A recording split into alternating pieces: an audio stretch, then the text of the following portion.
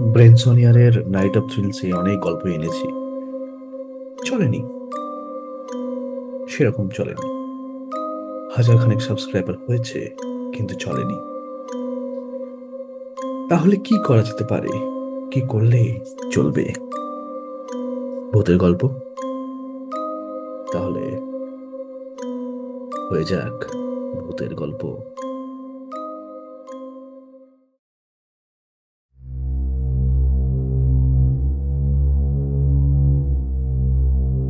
বন্ধুরা, রাতের নিস্তব্ধতা যখন দিগন্ত ছুঁয়ে যায়, বাতাসে ভেসে বেড়ায় কিছু অদৃশ্য ছায়া, যারা আছে অথচ নেই। আজ আমরা চলেছি সেই অজানা পথের দিকে, যেখানে বাস্তব আর অলৌকিকের মাঝে সীমারেখা গুলিয়ে যায়।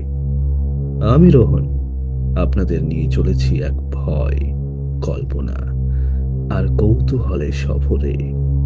গল্প, ভূতের গল্প।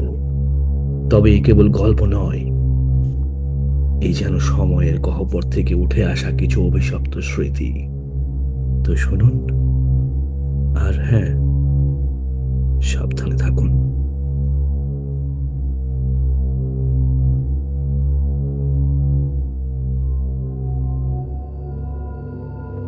সময়টা 1987। জায়গাটা বাঁকুড়া জেলার এক ছোট্ট গ্রাম, পটনপুর। গ্রামের প্রান্তে ছিল এক পুরনো মন্দির, আর সেই মন্দিরে থাকতেন একটা লোক। সবার মুখে নাম ছিল ঘন্টা দাদা। কে তিনি কেউ জানে না। কেউ বলে তিনি সাধু, কেউ বলে ভূত। কিন্তু প্রত্যেক দিন রাত ঠিক 12টা বাজলেই মন্দির থেকে একটা শব্দ ভেসে আসতো, টুং টাং টুং টাং টুং, ঘন্টার মতো। গ্রামের মানুষ বিশ্বাস করত এই শব্দ শুনলেই কারো না কারো অমঙ্গল হবেই। কেউ অসুস্থ হবে, কেউ বা মারা যাবে, কারো গরু হারাবে। কিন্তু কেউ সাহস করে কখনো সেই সময়ে মন্দিরে যায়নি, কেউ না, একমাত্র সুধীর বাদে। সুধীর কে? সুধীর গাঁয়ের গোয়ার ছেলে, ভূতে বিশ্বাস করে না। সে বলল, ঘন্টা দাদা না ভূতা দাদা, আজ আমি দেখেই ছাড়বো। সেই রাতে ঠিক 11টা 45-এ সে পৌঁছলো মন্দিরের পেছনের ঝোপের আড়ালে। চাঁদের আলো, ঝিঝি ডাক আর পুকুর পাড়ের কুয়াশা, চারদিক নিস্তব্ধ। ঠিক তখন টুম করে শব্দ। হে, সুধীর চোখ মেলে দেখে মন্দিরের ভেতরে একটা ছায়া, একজন মানুষ। হুম, ঠিক মানুষ তো নয়, সাদা ধুতি, পা উল্টো, আর ঘাড়টা যেন বাঁদিকে 90 ডিগ্রি ঘোরা।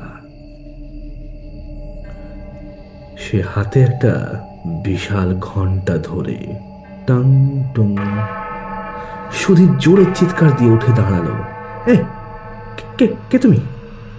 ছায়াটা ধীরে ধীরে ঘুরে তাকালো। মুখ দেখা যাচ্ছে না, কিন্তু চোখ দুটো জল জল করছে।